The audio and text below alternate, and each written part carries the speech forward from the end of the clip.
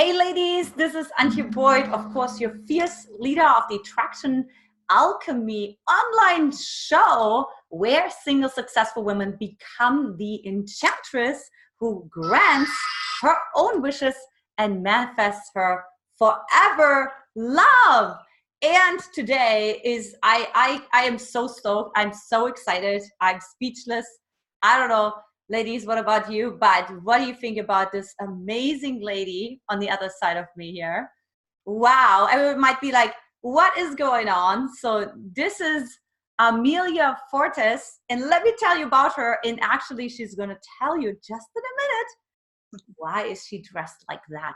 And what is her archetype?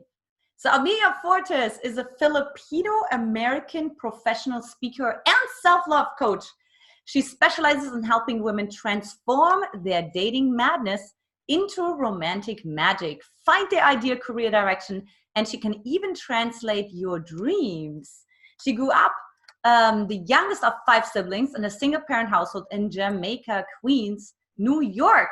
After graduating from New York University with a bachelor's in computer engineering, working on Wall Street in New York City and running her own online skincare business for a few years, Amelia decided to take her corporate and business skills, mix it with the passions for teaching, performing, and entertaining, in case you can't tell, right? And create a brand new lifestyle for herself. She wanted a creative and passionate life of freedom, so she followed her dreams to sunny LA, California. She's a former Wall Street financial analyst and now analyst who traded in her fancy office and masculine power suits for the sweet life of a feminine genius. Now, I don't know about sweet today, ladies, but in general, she founded the company SelfLove Story to help teach women the art of being blissfully feminine to achieve their deepest desires. Her greatest passion is showing you how to love yourself at a deeper level and make self-care a priority.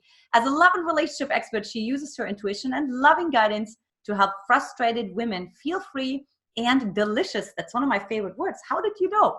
In their romantic life, whether you are in a relationship or not, if you seek more romance or intimacy, Amelia can help you get there. She has traveled the world speaking on many stages, and her workshops are a spontaneous adventure.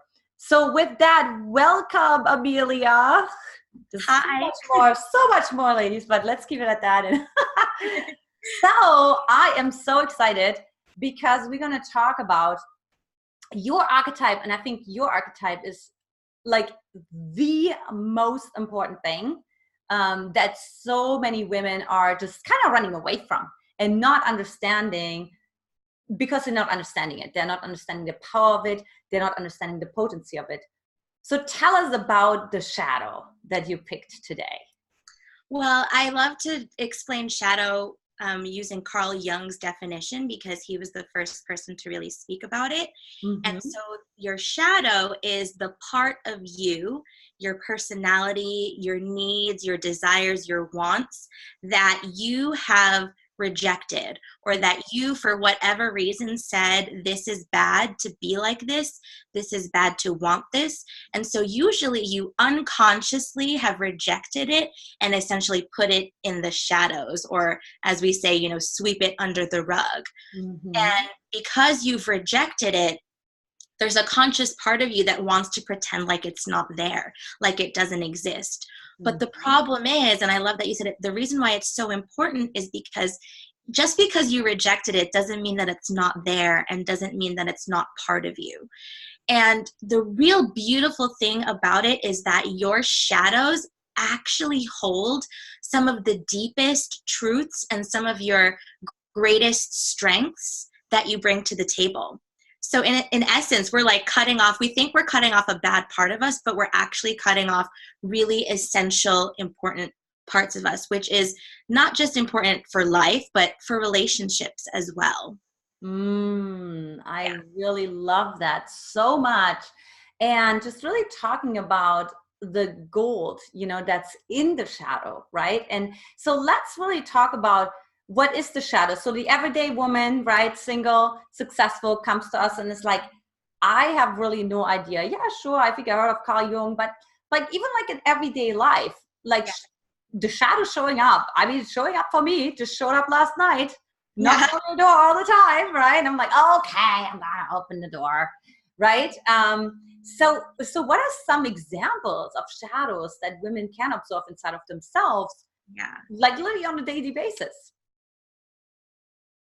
Well, and there's so many, and I think some of the most common ones, especially showing up in relationships, are sex and power. So just starting with sex, we put our sexual desires, like maybe there's some kink in us, or just the desire for sex at all gets put into shadow, especially if we have a religious upbringing, or even if it's not religious. Like, look around in our society, people are like oversexed, like having Victoria's Secret models showing their cleavage is okay.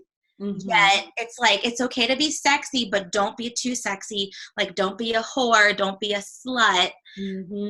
But the truth is, you know, some of us, and maybe some of you watching, do have a desire to be a slut in a healthy way, you know, and maybe even if it's just with your partner or with multiple partners. There's lots of different sexual desires and sensual pleasures that we want that we've decided we're wrong. And so we're like, oh, I'm not like that at all. The problem with shadow, though, like you mentioned it, Ansia, when you were like, oh, it showed up yesterday. So what we mean by when it shows up, when we keep our shadow rejected, it tends to still seep out and bite you in the butt.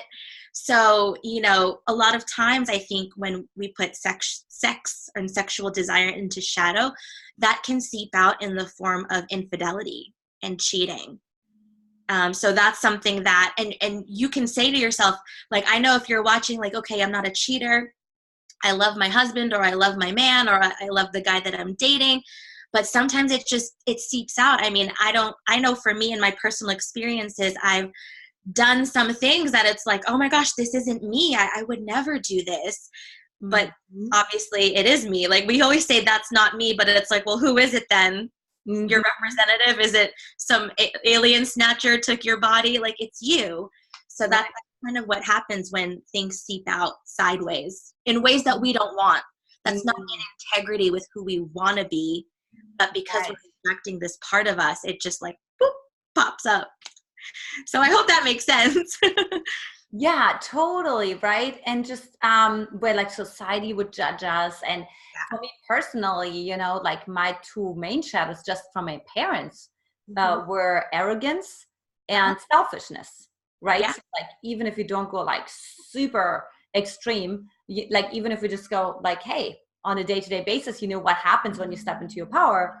Right? Like, if you allow yourself to be seen, people are going to say you're narcissistic, you're selfish, you know, and the same is true with like arrogance.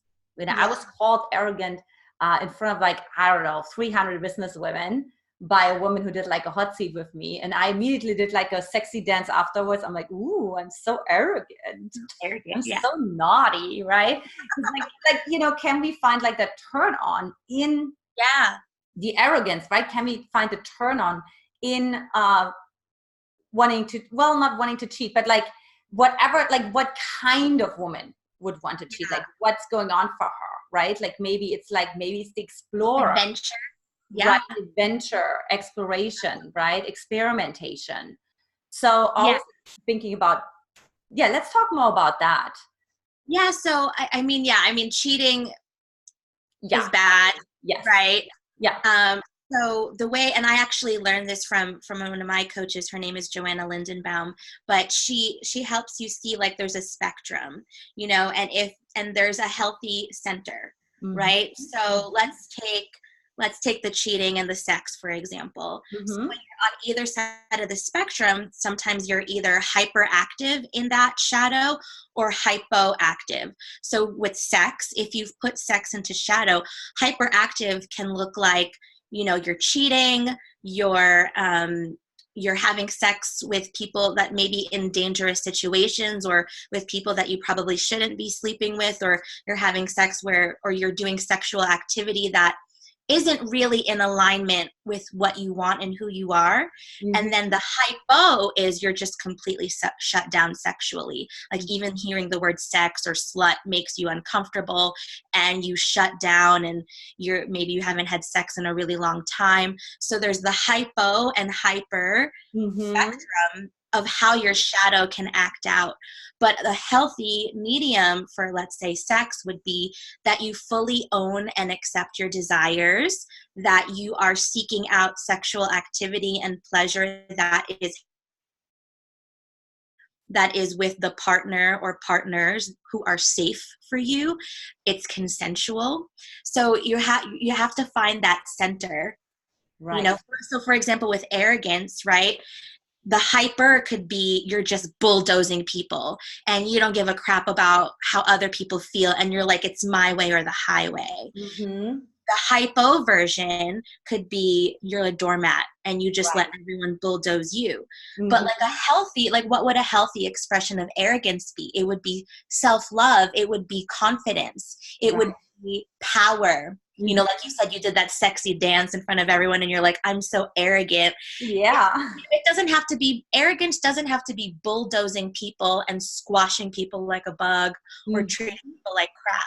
Arrogance can be, I'm really freaking good at this, and my arrogance, my confidence in this will help other people, and it'll help bring that arrogance out in other people. Yeah. So shadow is really about, you know, not like kind of changing your definition or like reframing what some things mean. Right? Yeah. So I love arrogance. However, like the hyper, it can go too far. So that's how you know your shadow is in an unhealthy place versus like that centered, grounded expression. And I have a feeling that a lot of the women that come here and watch this, right, are like, you know, highly accomplished, but it's overcompensation because they didn't get the attention, right? Because they had a narcissistic or an emotionally unavailable parent. And what did they tell themselves? I'm never going to be like that, right? Have you ever heard that before? Right? Like, I'm never going to be like that. Absolutely. And so for those women, I just really say, you know, like actually leaning into it, because I feel like they're already doing this whole dance. Like, oh yeah, oh, this was too arrogant. Oh, this reminds me of my mom. Oh, this reminds me of my dad. Yeah. And it's like, okay, if this triggers you ladies, you know, turn your triggers into treasures. Yep. If you got it, you got it. And it's usually, if it's something like that triggers you, that's a good indication that there's some shadow stuff. Yeah, yeah. And you know what I find is so interesting too is when women come to me, what they consider arrogant. I'm like, you think that was arrogant? That was just normal self-confidence.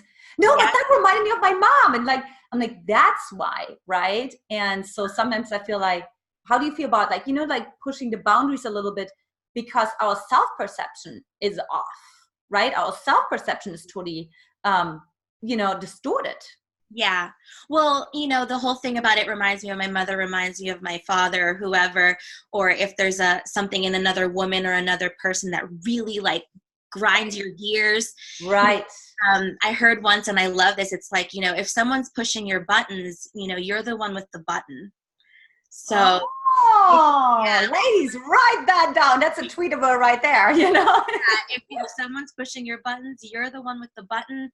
If someone's grinding your gears, it's your gears you got to look at. So, you know, I think a lot of times, like what you're saying, especially women who are watching this, who have done a lot of work, here's the thing, you know, we know you've done a lot of work and there's always more to do. So we tend to like, oh, that's my mother. Oh, like push it. Mm-hmm. But that's more like, that's you continuing to put these pieces of you into shadow. Yeah. And so a good exploration is like, okay, if narcissism, since that's what you mentioned, you know, it's inherently bad, we think it's bad. Mm-hmm. The question to explore is like, well, what would be the treasure in narcissism? What is good about really deeply loving yourself unapologetically? Mm-hmm. And the way that I like to explore the shadows that pop up is, and you said it already, leaning into it. You know, I'm very much a body-based, I'm all about movement. So sometimes, you know, if I'm leaning into, let's say, anger is another shadow thing that a lot of women especially, oh yeah, mm-hmm. like, anger is so important. And so I'll put on some angry music and I'll just like close the blinds. I'll make sure it's private or public, whatever your thing is. Yeah. Like lean into it, you know? So with narcissism, it's like, embody, like, this is really, this whole getup is all about like evil queen narcissism, that cunning, mischievous, angry, you know, this is what this all embodies for me. So, but when I step into that narcissist, like, what does she look like? What does she move like? You know, what kind of lipstick would she wear? What makeup would she wear? And I really lean into it. It's the leaning into it that you'll get the gold. Yeah. And it's different for everyone. You know? Right, totally. But to me, the gold in narcissism is like unapologetic self-love, which I think we all could use for sure, especially high-achieving women, especially single high-achieving women who are frustrated and really want to magnetize their man. I think when you really step into that power, the right man will be magnetized to you, because he'll want a powerful woman like that. And what I love is, like, I feel so many times when we come from a compensation place, from a narcissistic parent, emotional unavailable parent, so on and so forth, right? We have more like a rounder aura, I call it. It's like a rounder sort of like essence, right? But then the shadows bring in the edginess, the like respect, and you know what I mean? Like the alignment, right? And the truth. Those are like really like edgy kind of authenticity, right? That's not like this round. Round is like harmony and balance, and that's all great, but it's really like, when does the trust come in? You know, so many women say, well, I'm being liked but not respected, or I'm being respected but not liked, right? And so I feel what you describe is really, that's what helps a woman to become whole and to become liked and respected at the same time. Absolutely. It's like, you can't just be all lightness. And I like how you said the compensation, because I think a lot of women, especially powerful, high achieving women, and I was one of them, where when I was dating, I totally just compensated and like put all that powerful bitchiness aside. And it was just like, whatever he wants, or you know what I mean? And that's where I was in the hypo. Like the bitch is another thing that a lot of us put into shadow. And so hyper would be, you're cutting people down, you know, you're treating people like crap. Like a doormat, whatever you want. I don't have any needs. I don't have any desires. It's whatever you want. And honestly, you know, powerful men who want to be with powerful women, they don't do well with women who are acting like as doormats and compensating.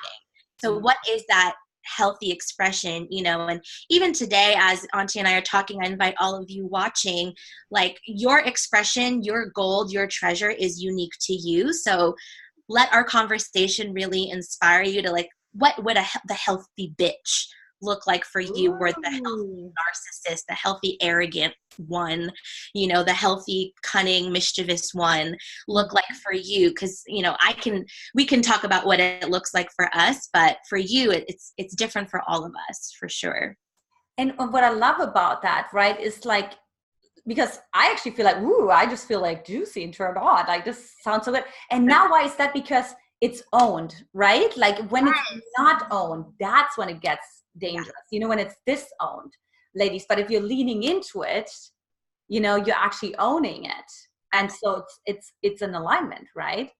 Absolutely. And you were just talking about treasures. So ladies, now it's time to get your treasure map out for your next golden nugget. So, and actually, I'm going to give you your golden nugget from this SelfLove Activation Oracle deck, which is a 44-card deck that I developed, and it's designed to activate your self-love. So let's just do a little shuffling here. Let's see what your treasure is. Oh, this is so good and so perfect for shadow. Everything you see is a reflection of you. So your treasure is reflection.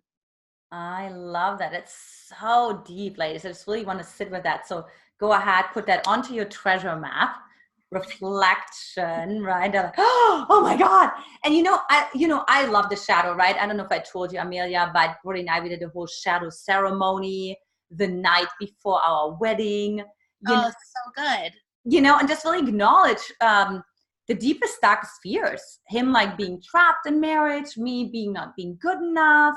Yeah. And even saying that out loud on our wedding ceremony, where you could hear the needle like drop the minute you're like, okay, now we're releasing that. Everyone's like, oh my God, I thought I was at the wrong event. And I was like, no. Where am I? But what everyone said was like the wedding felt so authentic and actually felt way safer to experience the light and to experience the vows because we had done the shadow piece before. And it's so important to accept and own your shadows in partnership. Yeah. And the way that we can accept and own our partner's shadows is when we do it for ourselves. Mm-hmm. So what a great example, you two, of, it's clear that you're owning your own shadows and you're doing your own shadow work and all of that stuff. And that's why you're able to kind of come together. And, we all have darkness, and it's like, if we only acknowledge the light, we're basically pretending that a whole part of us doesn't exist. Yeah. And the light can't be as light, like the joy can't be as joyful without like the depth of the sadness, or you go as high so you can go deep, right? That old saying. Absolutely. And even like women who might come and say, I always end up in the same kind of like rut with men where things just kind of like, just kind of float out, or they just kind of like end. And it's like, I really think that the shadow's missing, like the whole like leaning in, owning what you want. And it's been all just over pleasing and over accommodating. And it's just round energy, harmony. And like, everyone knows it's not authentic. I mean, you know that, Amia, when you were dating, you're obviously in a deep connected long-term relationship, but when you were dating, couldn't you tell from guys where you're like, dude, I know you must be pissed right now. Like, why are you not saying anything, Why are you not in my place right now, From both of us, absolutely. And actually, there's a quote that I love from Nicole Dado, and she founded One Taste Orgasmic Meditation Company, but she says relationship. Say that again. Like whether you have to be willing to say the thing that might end the relationship. Yeah. And it's about truth. You have to be willing to say, and whether you're in a committed or just dating, like you have to be willing to say like the thing that, I want kids. Do you want kids? I want to get married. Do you want to get married? Or this is part of my past, and I'm not talking about trauma bonding and oversharing, because sometimes ladies, we share way too much on the first date. That's not what I'm talking about. But I'm saying like, as you continue and progress in your relationship over to commitment and more long-term commitment, like same thing with me and my partner, like it's like, oh, it's a moment. I'm going to have to say something that might be the end of this. But if we don't say it, that's putting it in shadow, and we're basically just like kicking the can down the road. But it's felt, like you said, like I know you're pissed, say something, or I know something's up, like just say it. Right. You have to bring it to the light in order for there to be progress and for there to be truth and authenticity and depth and intimacy.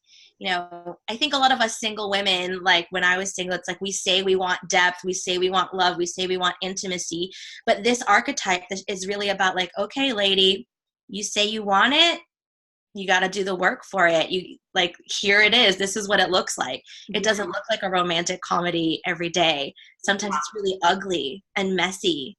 Totally. And that's what depth and intimacy is. It includes that messiness, that anger, that. You know what I'm like, another word that comes to mind is confrontation, right? It confronts us. If we realize like, what is my truth? Yes. And like Brody and I, we do the vow renewal ceremony every year. And every year when we do the shadow part, I'm like, oh, because it's got to be something new. It's got to be something that's now edgy. It can't be like, okay, off we go now. Remember that stuff from exactly. But it's like, okay, it's like, what is it this year? And it always feels like, oh my God, right? But I think that's exactly it. That's like, you got to feel this way. Then, you know, okay, yeah, I'm there. You know what I mean? I am in the shadow. If you're like, okay, cool. Like, okay, I acknowledge that now. That was great. You know, like, then you're like, no, that's not the right thing, ladies. It's called the fake shadow, you know, the pseudo shadow. It's got to be edgy. It's uncomfortable. You know, intimacy is uncomfortable because you have to keep taking down your walls. You have to keep making changes, and change is uncomfortable.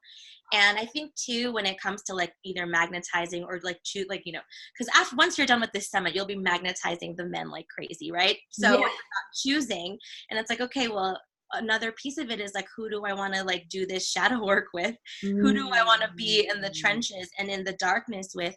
But also, is my partner willing to go there too?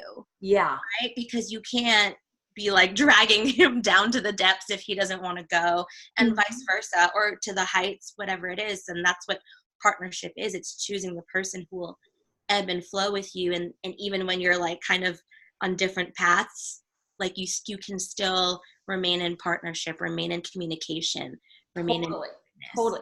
Yeah. And you know what, like the biggest piece so is that, well, number one, that I had to go first. And then when Brody saw, oh, Antje's like owning her anger, or she's owning her rage. And then I could like finally bring that out in him, because his parents, there is just no, it's just super rounded and harmonious and wonderful. And you know what I mean? And I'm like, dude, you know, and like congratulating him, like saying like, more, this is great, babe. Yeah. You know, and he was not used to that. I mean, he would be like, you know what I mean? It would be like terrifying to just like raise the voice, to just get like aggravated, never mind to like actually like scream, you know?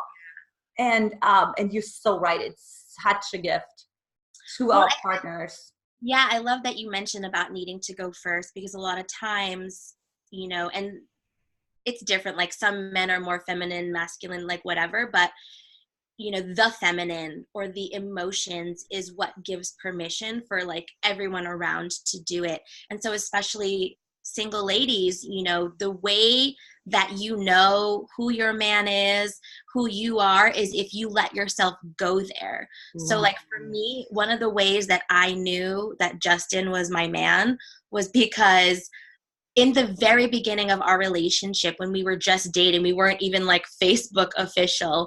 I got really, really jealous and really upset in this incident. And I had an opportunity. And this is for those of you ladies listening, watching. You have an opportunity to be authentic and real and vulnerable in every moment. And when you allow yourself to do that, that's how the man that you're dating or the men that you're around can show you who they are. Yeah. So I let myself go there. I like cried and I raged and I was like, who is this woman? I'm so jealous. And I was like, I'm even ashamed that I'm jealous, but this is what I'm feeling. And I've been pissed off all day. And I mean, I'm smiling now, but I was like snot crying. Like it was ugly. Yeah.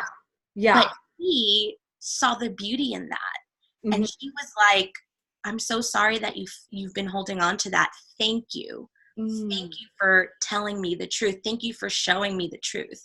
I mean, maybe those weren't his exact words, but ultimately that's what it was. And I was just like, oh my goodness, because I was afraid. And I think all of us, we do this. We don't show our true emotions because we're afraid that the other person's going to be like, oh, you crazy, jealous woman, or you shouldn't feel that way. Like they'll gaslight us. So we hold it in. Right. Is the man who deserves you is going to want all that realness, is going to come alive in that realness, is going to love you anyway because of all that realness. And so for me, that was like a defining moment for me in our relationship. And I was just like, oh, wow. Because I thought he would just like be like, oh, you're being stupid or whatever, which a lot of guys that I dated did that to my emotions.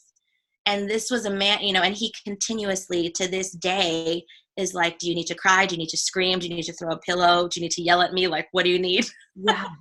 Yeah. And so I can continue to be more of that. That's also like a piece of the shadow work as well. Oh my God, so much. I don't know about you ladies. I'm like so happy right now. Like, can you feel like the freedom that comes, right? Like from being in that. Like, it's just absolutely amazing, you know, what's possible. Like, you can play in all areas. You don't have to dim your light anymore. You don't have to be afraid of your power, and you can create this trust. Yeah. That really starts with the self-trust, right? That you teach, like the self-love, the self-trust, right? It's like so like equals that for me. So I know we're at the end, ladies. I know, it's so fun. So if you're like, oh my God, this was great. And by the way, I want to see Amelia, how she looks like when she doesn't always wear black clothes. She's not a goth. you know, like she is I almost never wear makeup, actually. Yeah, it's so funny. So if you want to see how Amelia looks like on a day-to-day basis, you know, and get to know her better, and get to know her work better. Like, what special offer do you have for them, Amelia? Yeah, absolutely. You can go to my website. It's ameliafortes.com, and right there on the homepage, and I'm sure you're going to link it as well. Of course, yes. The link's below, ladies, below this video. So I put together a gorgeous 22-page self-love activation guide for dating and relationships. And it's nice and edgy. It's called Friend Zoned, Fuck Zoned, and Frustrated, because that's usually where we end up, in one of those zones. And so it really goes into the 5 deceptions of single women and how to avoid them. So it's really juicy. It's straight and to the point, short and sweet, and I think you'll really enjoy it. I love it. Oh my God. So ladies, this is amazing. Amelia, you are absolutely amazing. Ladies, we always hang out privately too, like, because Amelia and I would just like jamming, and we're always going deep. Let's talk about sex. Let's talk about power. Let's talk about what matters. You know, and I hope, ladies, you're gonna start doing the same thing with your girlfriends, right? So thank you so much for being here, Amelia. I'm so happy right now. I'm like beaming. Like the shadow, I love it. I just absolutely love it. One of my favorite topics. All right, ladies. So I'll see you next time. Take care. Bye-bye. Bye.